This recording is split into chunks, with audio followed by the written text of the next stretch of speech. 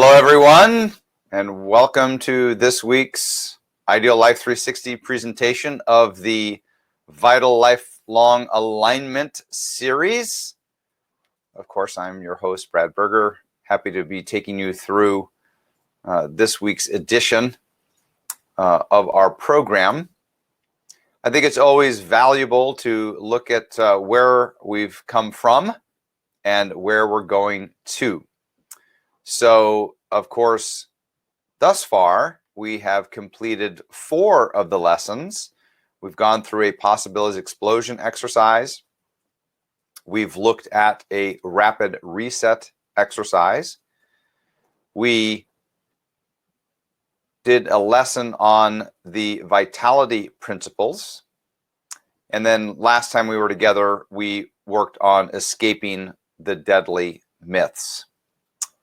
So we're not going to really need anything today other than the fact that I did send out a standalone version of the quiz a little earlier prior to our start.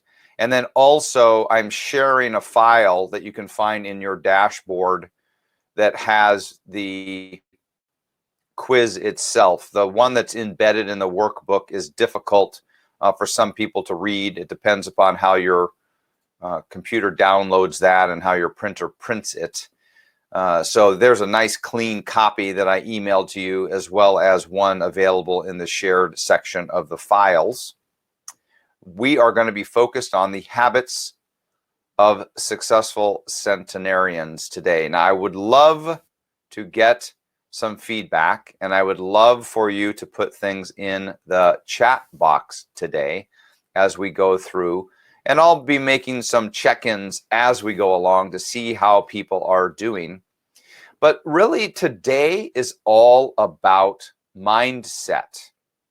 And one of the things that I think it's important for each of us to recognize are those things around us that are part of the culturally conforming conveyor belt, and those visual and verbal cues that exist in our society as it relates to the culturally conforming conveyor belt, and those things that may be keeping us from living the life that we want and kind of constraining us into a particular box associated with living to age 100 and beyond.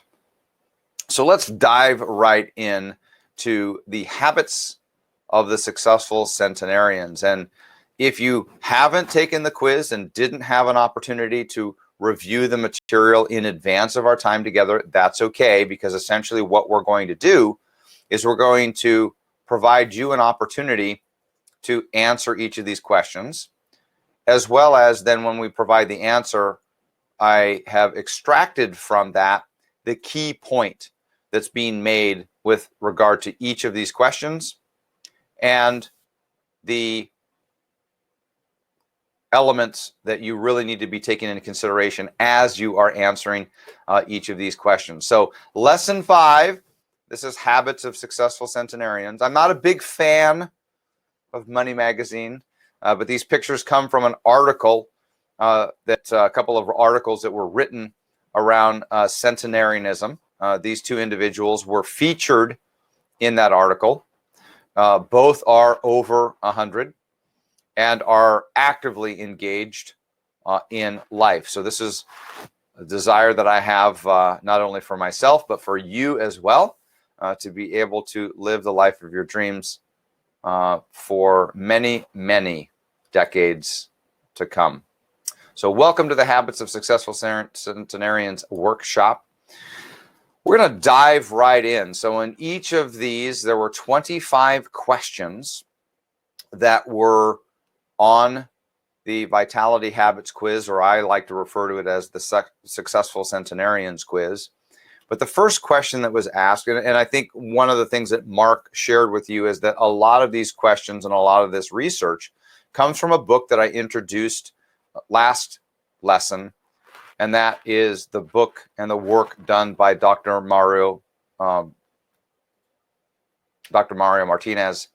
And the first question is, Whenever you meet someone, do you feel that he or she loves me, he or she likes me, he or she is indifferent, or no one really loves me? Now, at any point in time in the chat box, if you are willing to put in what you answered, I know that we would love to see what people's thoughts were around this. But the answer to number 1 was he or she loves me. And this is really a perspective that the key point here is that individuals who live long, healthy, vital lives, I'm going to use that terminology a lot today, they consider the world to be a friendly place. So their outlook with regard to the world is that in most cases, what they see is the good. For those of you who had the opportunity to attend our Ideal Life Day back in January and had the opportunity to hear the presentation from Dr. Linda Carpenter and this conspiracy of good and ever widening circles, you can see a trend here, and that is that there's a lot of good that's happening in the world, and that we kind of need to filter out a lot of the negative noise that's presented. And one of the things that successful centenarians do is they do that very effectively, because they consider the world to be a friendly place. Why? Because the content that they're taking in is the content of positivity and the things that are happening around the world to make you inspired of the amazing things that we as humans are accomplishing. All right, number 2, when you wake up every morning, you hit the snooze, you pull the covers over your head, you're eager to get up because there's something you want to do, or you get up but regret that you did. Hopefully everybody has a good answer for this one. But the answer is they get up because there's something you want to do. This is the key point that we want to make here. It's not necessarily that you're going to a job or that you're earning an income, but you're leaping out of bed, or it's at least getting up, and meeting the day for what the day has to offer. This is really the concept is that you are a permanent participant in life. So individuals who live long, healthy, vital lives are permanent participants in life. So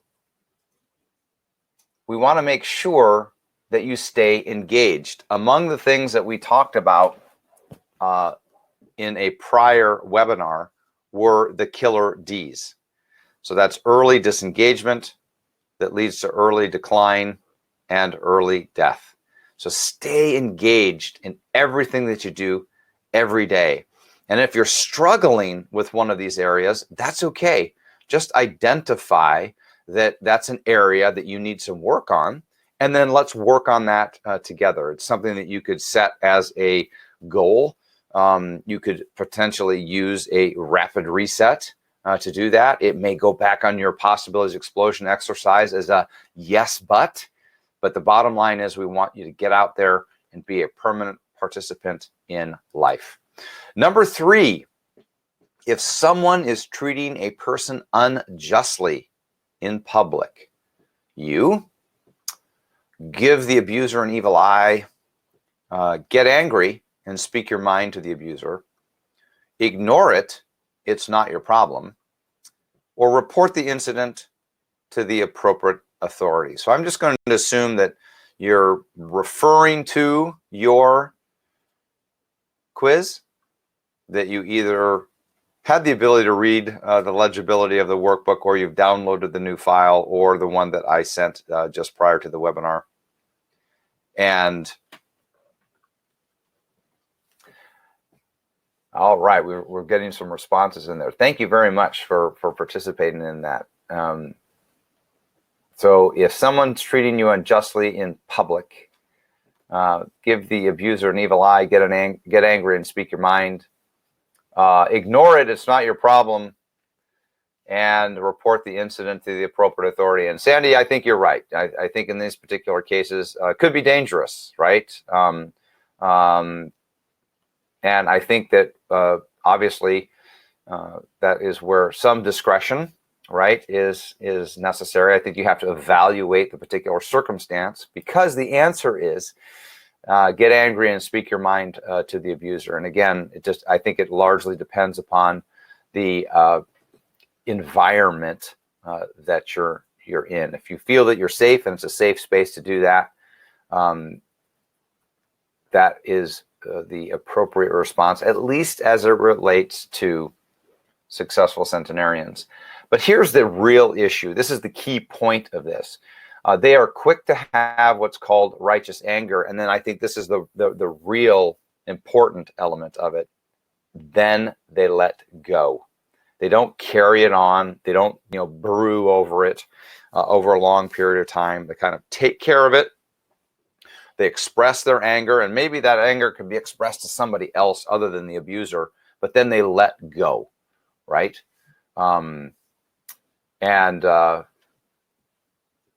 James has indicated he speaks his mind, but not out of anger, and that might be a great approach. I think that's a very valid way to approach that. So thank you very much, guys, for participating. I love to see the chats in the chat box. Number 4, when you think about how old you feel, how do you answer? Do you consider yourself to be a young adult? Are you middle-aged? Are you an AARP fan club member over 50? Started receiving those emails and things in the mail. It's insane. Or are you on the senior citizen discount frequent flyer over 65? So when you think about how old you feel, how do you answer? And again, if you guys are willing to put your responses in the chat box, always love to see what those look like.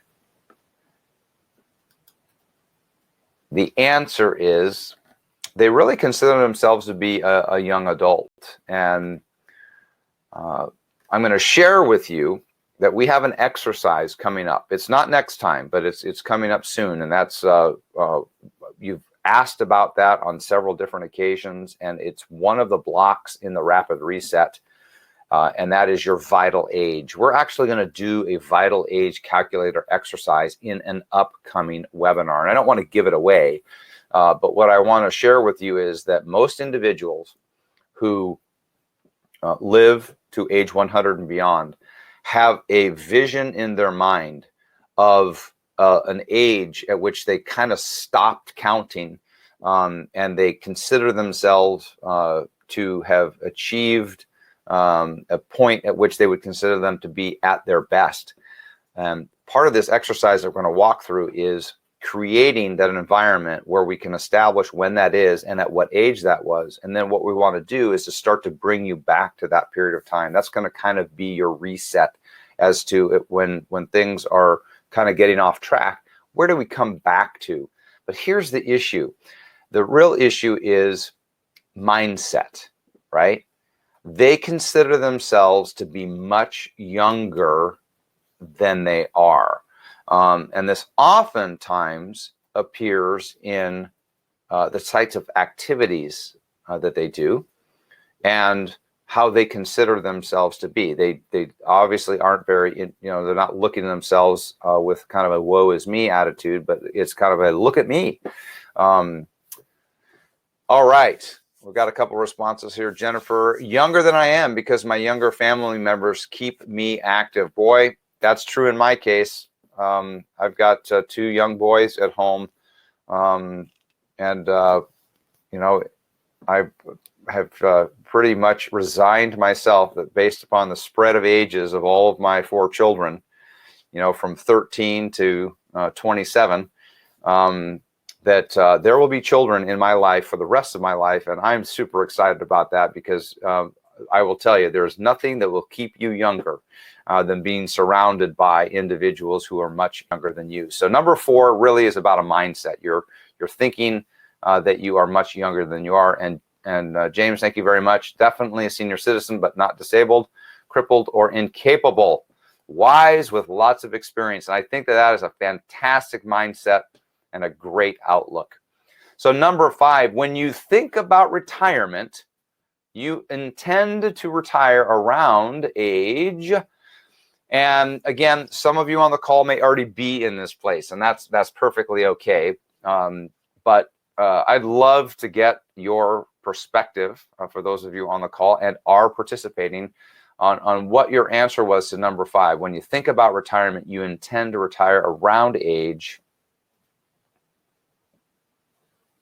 And what was your response? And let me share with you a little bit about this. And I believe that I've expressed this before. But one of the things that really reinvigorated my personal life and my career was the introduction of this particular program and really understanding many of the things that we've shared through this webinar series with regard to what's possible and what science says, and the fact that the culturally conforming conveyor belt's very, very powerful. And I will share with you that I was in an industry, I am in an industry as a practicing financial planner of this concept around the definition of success of a financial planner. And that really was my job, my role. This is what I was taught when I first came into the business, is that my role was to help people retire by age 65. And a measure of my success would be if I were able to make that number sooner. Well, the problem is that is simply a perpetuation of an issue, as we've talked about here, of a man-invented concept, this concept of retirement. What I've tried to do is I've tried to extract from my vocabulary the term retirement. And I like to replace it with the following term: an income access point. Because for most individuals, if you really get down to it, it's a situation where they say, I've worked in a profession, in a career, I've done something my entire life, whatever it is, whether that's, you're working out in the workplace or you're supporting a family by being employed inside the home, doing very, very important work, no matter what it is. You're going to be at a point where you say, you know what, now I've gotten to a point where I've accumulated money and now it's time to start distributing money. I call that an income access point. But in this particular issue, number 5 is, most of them says, what the heck is retirement, right? They never think about disengagement. That right there is the key to this. Whether you decide to stop working for money and simply getting to a point where, money is working for you, or like James has said, around age 70, but he still takes on projects and stay very active with many volunteer activities and family. And Dave, thank you very much for participating. 65, but stopped working early being laid off. But I know you, Dave, and I know that you are still engaged in a lot of volunteer work. And I think that this is really the concept. And whether or not you have, kind of passed this phase, what I want you to do is to pass this knowledge and this perspective down to younger generations, because they're still trapped in this concept around that. And what we really need to be focused on is never thinking about disengagement. So number 6 is, when you think about your money, you think there's never enough. Money is a tool that enables me to get what I want. The world is unfair. I don't have my share, or the money I have is just enough. Well, when we answer that question, it basically is money is a tool that enables me to get me what I want. In other words, one of the things that you'll find with regard to successful centenarians, no matter how they accumulated, how they're distributing, whether they're still engaged in projects, I will find that if you study what successful centenarians are doing today to keep themselves active, oftentimes what you'll find is that they are getting paid to do some of the things that they do. And in fact, they're getting paid potentially sometimes more than they thought they were ever going to have, because what they've done is they did something during their young adult years, what they thought the world wanted them to do, or perhaps what they were led to do, but not really what they wanted to do. And they got to a point where they could really start living and doing that which they were passionate about. And with all that pressure of money off, it started to come in. They're doing the sorts of things that they're doing. Remember, I talk a lot about the fact that we're in a wisdom economy, right? The whole perpetuation of this concept around retirement, which moved people from the agricultural outlying elements and moved them into the cities looking for employment. This whole concept that we talked about, the invention of retirement, is something that, again, we completely made up and does not actually support this whole concept of living a long, vital life. Number 7, this is a great one. When someone asks how old you are, what do you say? I would love to get some of your responses with regard to that. This is really, really interesting. Again, this comes from the material from Dr. Mario Martinez's book and the work that he does. And the selections that you had was, number 1, I don't know, or I need to think about that. Tell how old you are. That's a response. My age is none of your business. Or lie and say that you're younger than you are. And again, if you're willing to share that in the chat box, I will share with you that I've had to change my language around this, and I will tell you that it's largely situational. Oftentimes,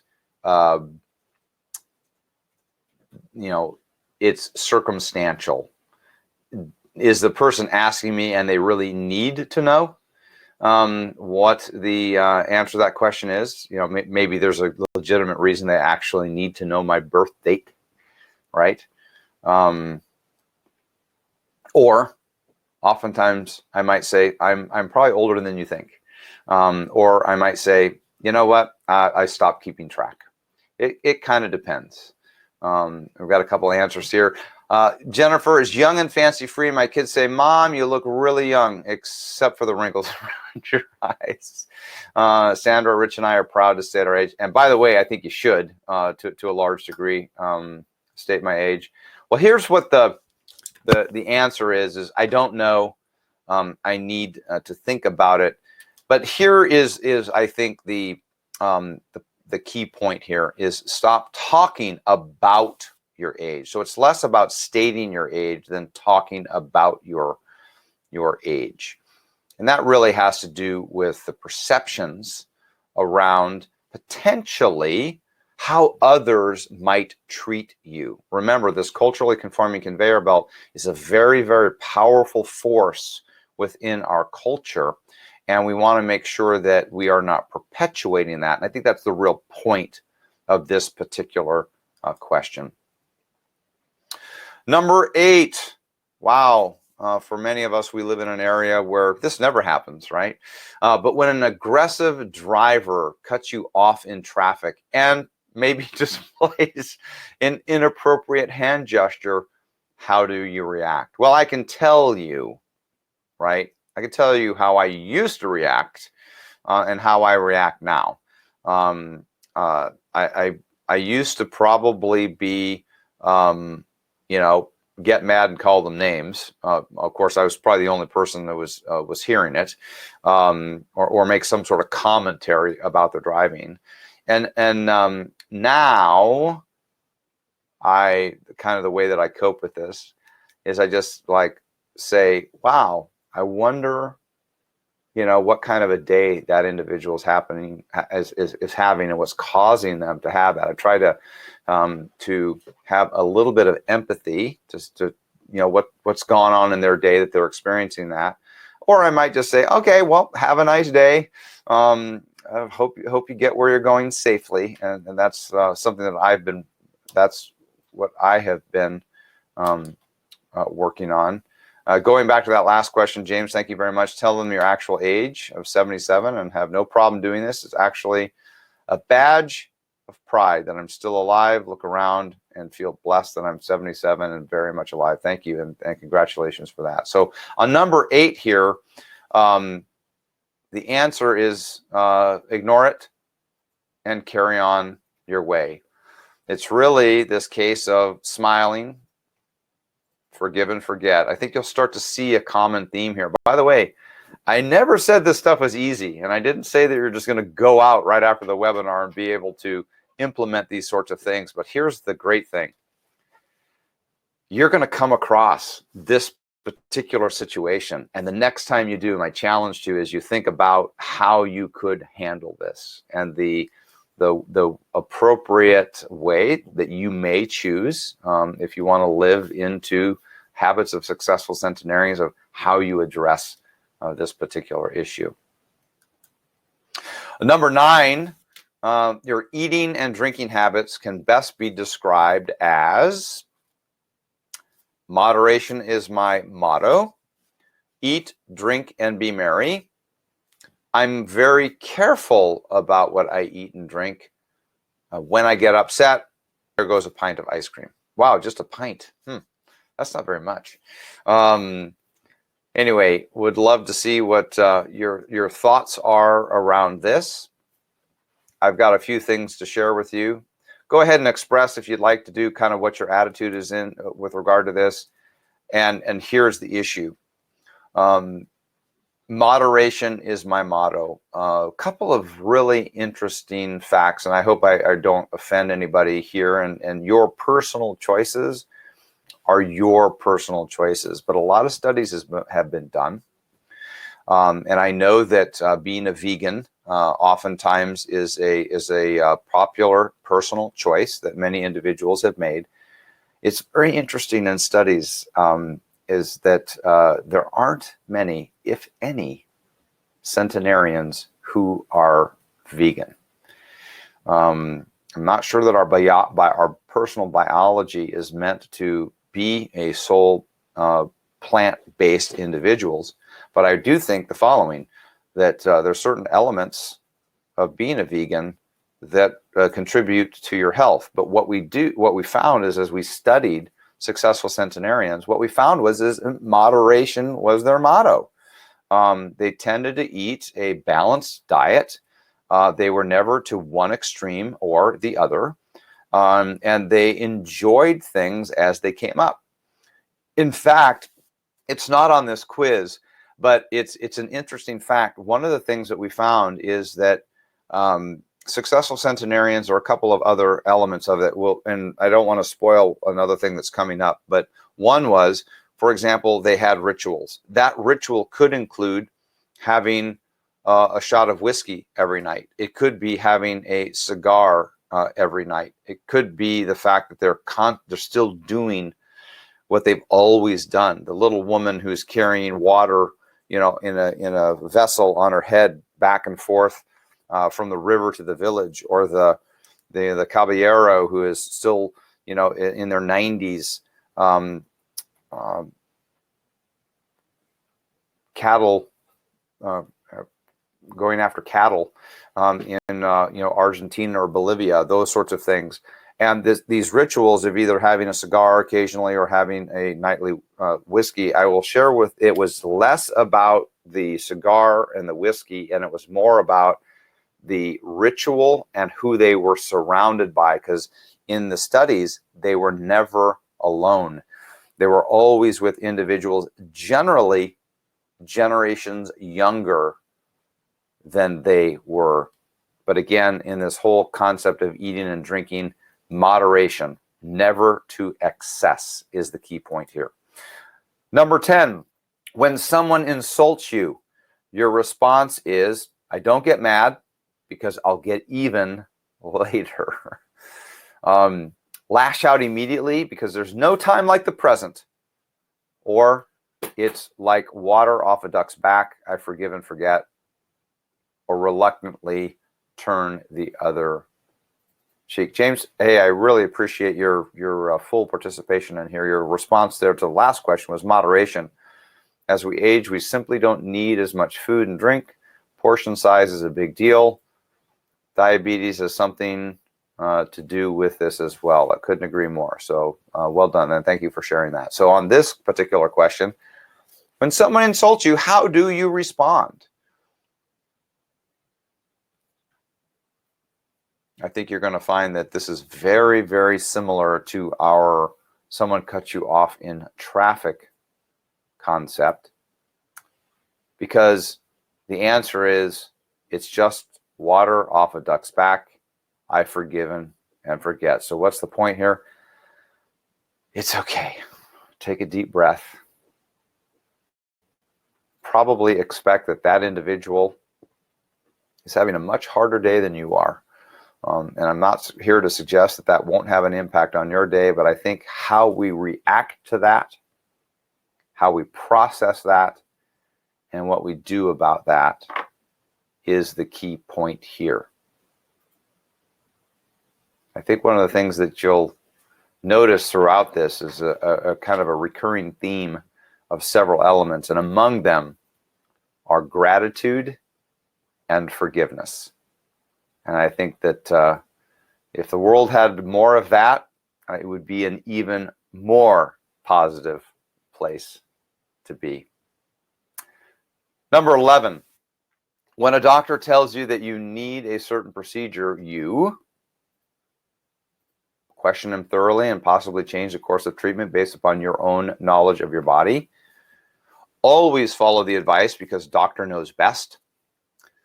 Ask some questions, but ultimately act on the advice or ignore it and put it off. I'd love for you guys to participate and just share with me kind of what your attitudes have been with regard to this while I tell my story.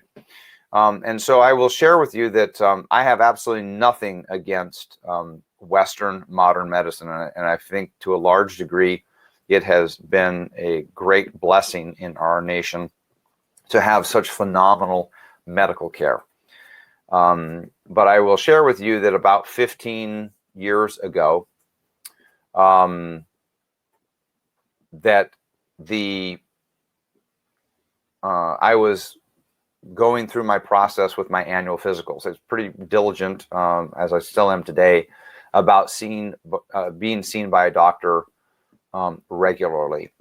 And the thing that I found really interesting was kind of the rhythm that we were in. So here I would schedule my annual exam. I would go in. The first thing I would do before I saw the doctor is we'd walk down the hall. I'd go in a little room and they'd ask me for a urine sample, and they would draw my blood. And then I'd go see the doctor. He'd ask me a panel of questions and check me out and basically say, yep, you're good to go. And then what would happen that I would receive in the mail my lab report. And what did my lab report says? You know what? Here you go. Here's your results. And it listed all these various things that they tested me on, and it kind of related to where I was in the range. And, to a large degree, everything was in the normal range, except I was starting to get a little bit concerned about the fact that a couple of my lab results, and partly as it related to my cholesterol, was it wouldn't be long until one of those was not in the normal range, but was a little outside of the normal range. And I was a little concerned about my ratio, my LDL-HDL ratio. So I remember this very, very vividly. And I had a conversation with the doctor, and I said, first of all, a couple of years went by, and I said, I'd like to change up the order of things. And I asked the doctor, how long would it be for the lab test to come back to him? Because I wanted to have my labs drawn before I saw him, so that we would have something to talk about that was important to me. And so we started to go through that process. And after several years, I said, I just don't understand why I'm not making any progress here. I eat well, I exercise, and I just don't seem to be making any progress here. And boy, I remember this so vividly. He pulled out his iPhone, or mobile device or whatever it was 15 years ago, and he pulled up an app, and I said, well, how old are you? And et cetera. And he goes, well, your risk of dying prematurely of a heart attack by age 65 is 2%. I said, that wasn't the question. The question was, why aren't we dealing with this particular issue, or how could we deal with it? And his answer to me is, well, I could prescribe a statin drug to you. At that particular time, I was in my early 40s, and there was no way I was going to go on a lifelong regimen of statin drugs. And that's when I started my own journey looking into naturopathic medicine.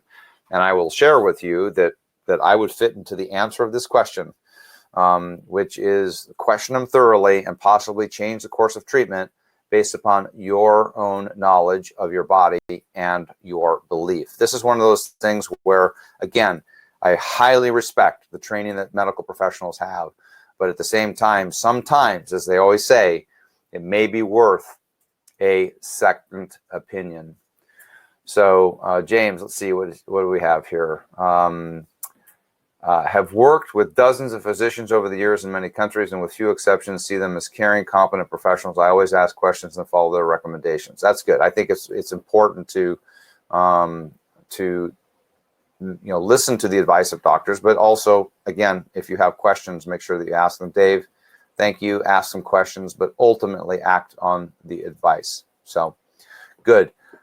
Be knowledgeable, know your body, and then obviously follow the recommendation of whoever you feel is giving you the best advice. By the way, on this topic of being normal, for those of you who have been, again, to a past Ideal Life Day, you know that the concept of being normal and these labs being normal, you might want to question what normal is, because you are essentially being compared to not how good you could be.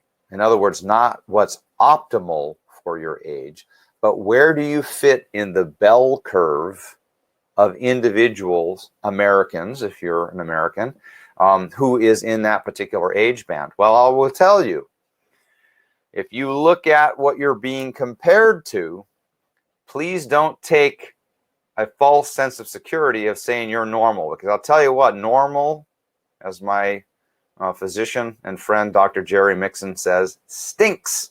You don't want to be normal. You want to be optimal, right? Because you're being compared to every other overweight, high blood pressured, stressed out, fill in the blank year old that you have. All right, number 12. When terrible things happen in the world, like 9/11, your immediate response is, oh no, the world is coming to an end. You get worried and depressed. You cancel the family trip. You're saddened, but know you have to take the good with the bad. Well, the answer for this one is the last one. You're saddened, but you know that you have to take the good with the bad. The key point that's kind of made here is that there's a fundamental belief that everything happens for a reason. That doesn't mean that we necessarily want terrorist attacks like happened on 9/11 to occur, but things do happen, and oftentimes one of the ways that many of us cope with these sorts of situations is at least find the proverbial silver lining in this. I think that we're dealing with all sorts of health crises right now. And among that, while it is not a fun situation to be in, and for those individuals who are being significantly impacted, including experiencing death over this. That's not to be taken lightly, but at the same time, I think one of the things that we need to do is to also examine what we can learn from this and what action steps can we take, and what are the positive parts of this and having that outcome, because really good, right? Good can come out of difficult situations. And we just need to stay focused on that. Number 13, when you go to bed at night, fall asleep quickly and sleep through the night. Toss and turn, waking repeatedly. Have trouble falling asleep as you think about stuff you didn't get done or have to do tomorrow. You just can't get to sleep. And when you finally do, it's almost time to get up. Wow, I will tell you, if there is a topic that would require a lot of emphasis, is the whole concept of getting a great night's sleep. This has been proven over and over again to be the restorative time that our body needs to regenerate and rejuvenate. I will share with you that I fall asleep quickly. You can just ask my wife about that. But I don't sleep necessarily all the way through the night. I tend to wake up prematurely, probably because I'm thinking about all the things I need to get done the next day. But there's all sorts of natural remedies, melatonin, etc. Obviously, follow the advice of a qualified physician that you can do to help you. But quality sleep is critical. And highly encourage that if this is an area in your life that you're struggling with, that you seek out a remedy to this, because falling asleep quickly and staying asleep through the night is a hallmark of those individuals who live long, healthy, and impactful lives. Number 14, your description of a higher power would be, I'm an atheist, there isn't one. I worry about being judged and not being good enough in the eyes of a higher power. There is a benevolent and loving one. My faith sustains and inspires me. Well, believe it or not, the answer to this question is there is a benevolent and loving one. And one of the things that you will find is that, religion and spirituality, as I like to say, are two different things. Religion typically is a practice of a belief. Spirituality is more of simply a belief. And one of the things that you find in successful centenarians is a belief in a higher power. They're not from one particular religious practice, but there is a definite belief that there is a benevolent one, that the benevolent one is loving, and they have this belief in a higher power. Number 15, the best description of your weight would be, I'm well within normal weight. By the way, normal by what the physicians consider to be normal, not normal for your age. And here's a question that's asked from Sandra. There's nothing wrong with the concept of my faith sustains and inspires me. In fact, that's one of those questions and one of those answers on there that I think is either one would be. I think that's why I put the key point on that last question, Sandy, that basically said that it's really a belief in a higher power. And if you're, that's that key point. And if your interpretation of that answer is that my faith sustains and inspires me, supports the belief in a higher power, that's the key element of that conversation.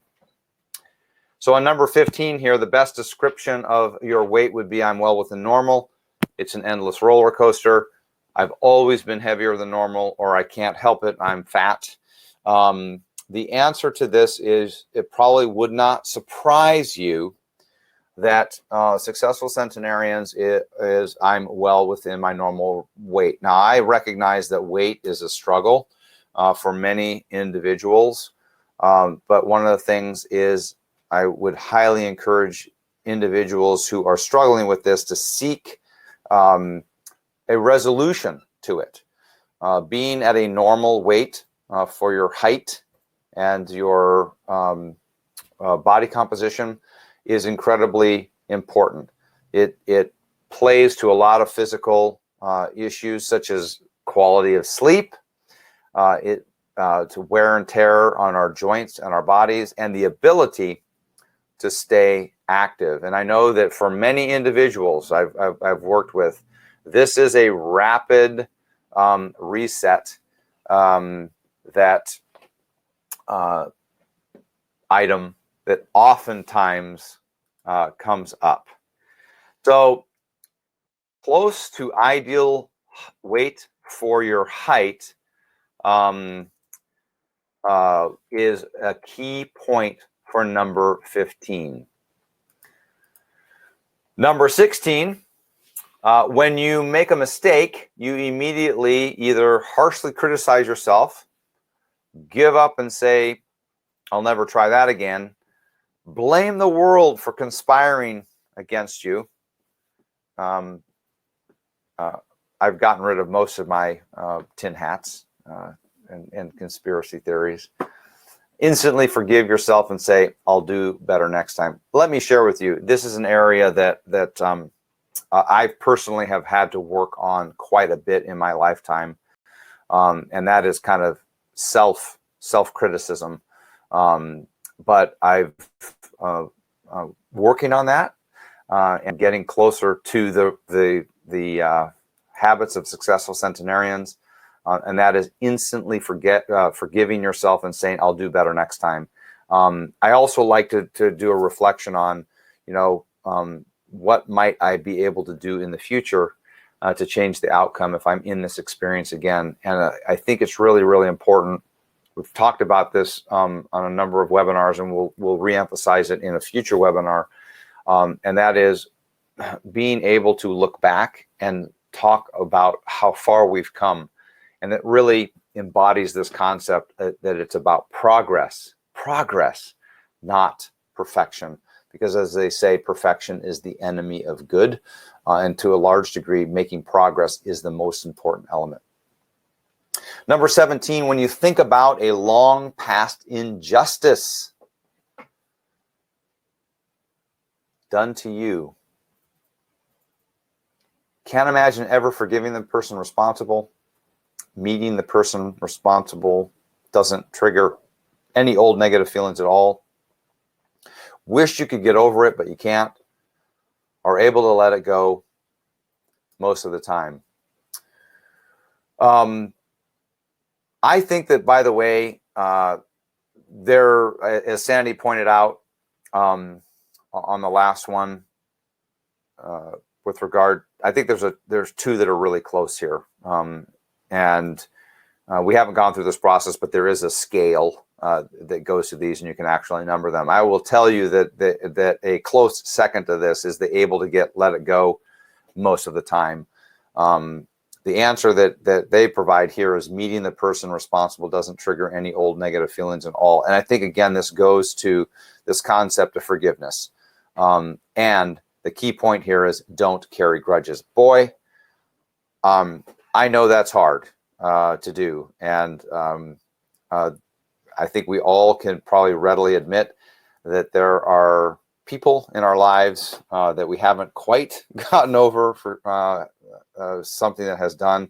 We haven't maybe potentially forgiven them, and maybe we have chosen not to. But I think this is one of those things that if we have the ability to do more of, that would be a great benefit. And Cindy, thank you very much for indicating you're your own worst critic.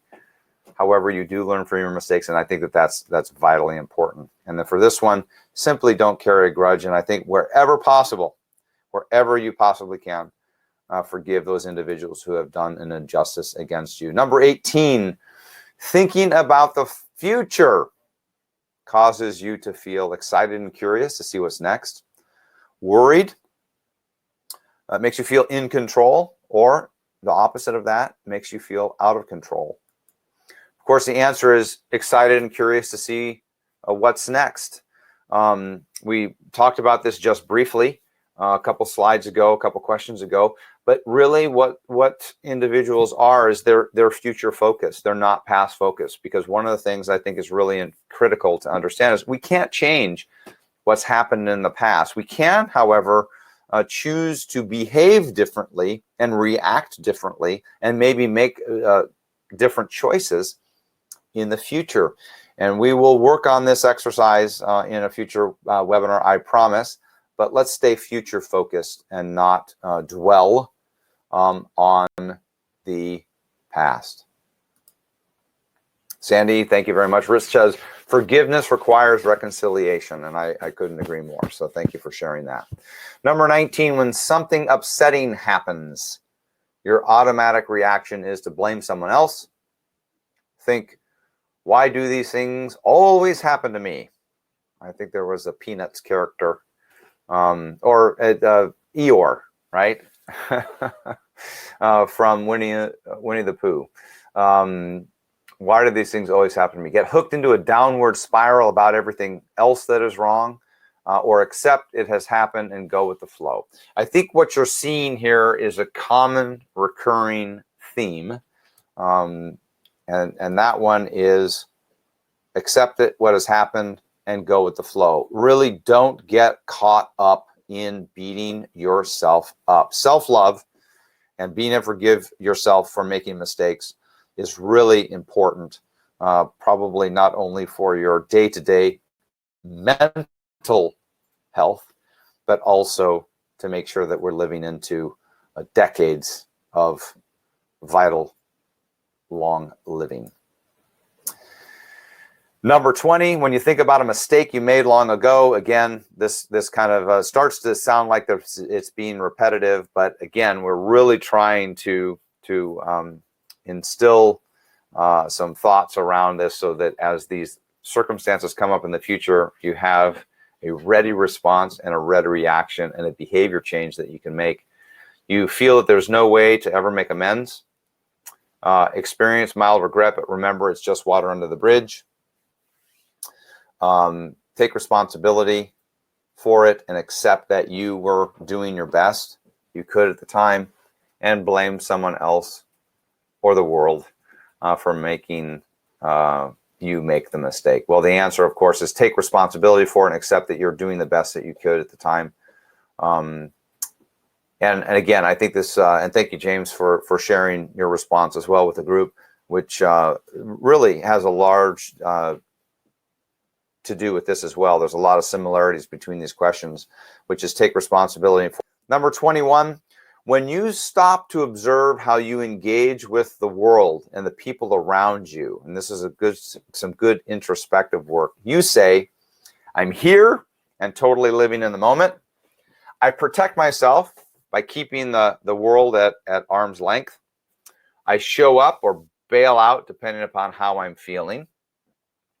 The world and I have not been on speaking terms for a long time.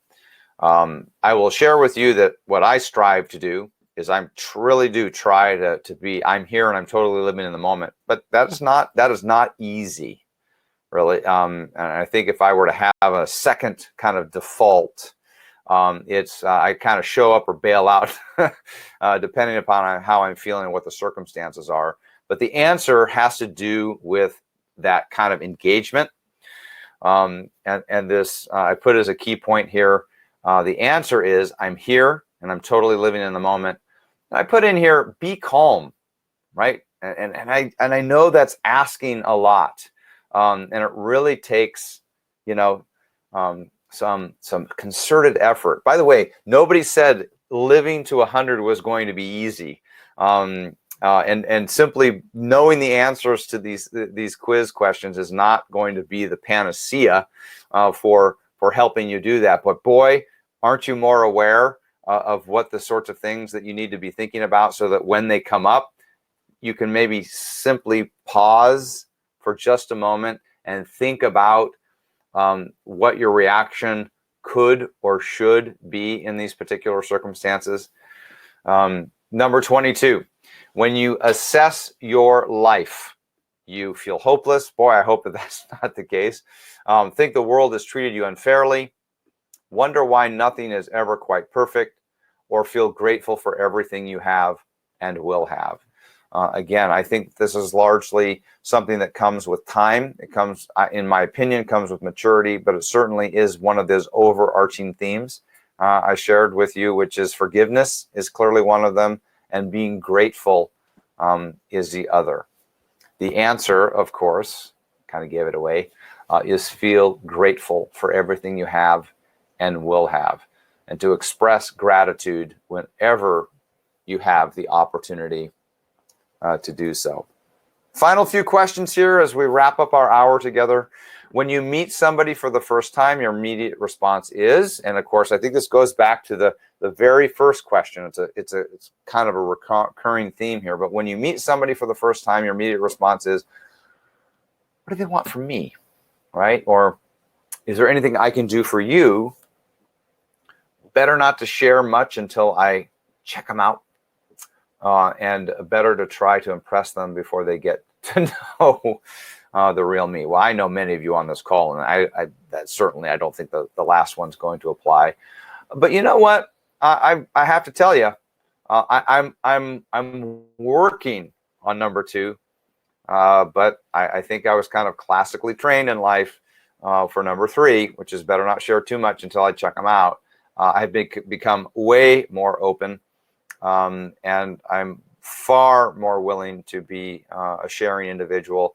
And I really do strive to get to a point where in every one of my reactions and interactions with individuals, it really is a state of, is there something or anything that I can do for you? Key point here really is to be outgoing, willing to engage, and be helpful. I think we're starting to see all of these recurring themes start to emerge. When someone compliments you, you think, wow, you should have seen me when I was at my best. Wait until you see what's next and then thank them. Well, they're just being polite. I don't deserve the praise. And you automatically compliment them about something and do not say thank you.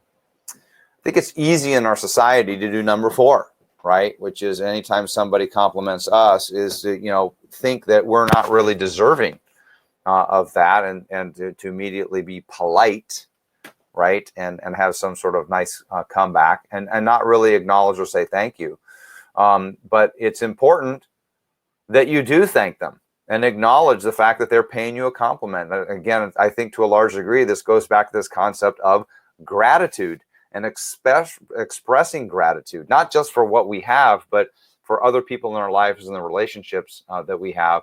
And boy, I think we really need to develop this attitude of not just wait until you see what's next. And I think that this, by the way, goes back to this whole, I'm eager to get out of bed and start the day because I want to see what the world has to offer for me. Our final question here, number 25, is which of these describe the way you eat your evening meal most frequently?